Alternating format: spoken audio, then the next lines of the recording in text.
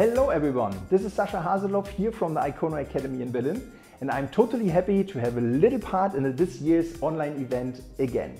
Now I want to talk about the idea for the haircut for Rike. And as you can see, she has very nice long hair, but the hair, it's very heavy. And what my goal is to give her a little bit more lightness, a little bit more texture into the hair, so that everything falls more soft and also at the end looks very modern, and we can see the different lengths to the base length.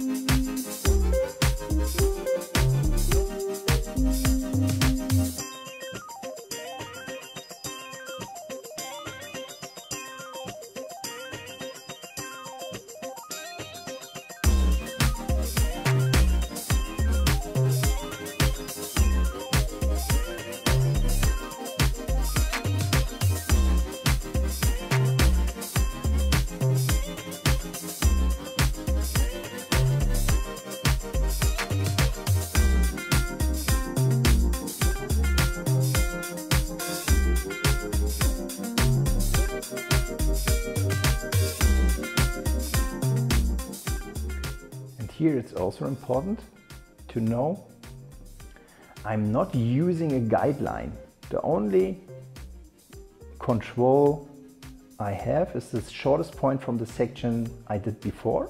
So I hold it to my new section and then I start at the same length as the section before. But the internal of each section, it's not really connected to a guideline from the section before. And therefore then the result is that each section is a little bit different from the length, and so the result is more texture and more movement. The front section, I keep it like it is because I need the length to the face. If I do the backhand slice cut in this section as well, then the hair to the face will be starting shorter to longer, and I really want to keep it long as it is.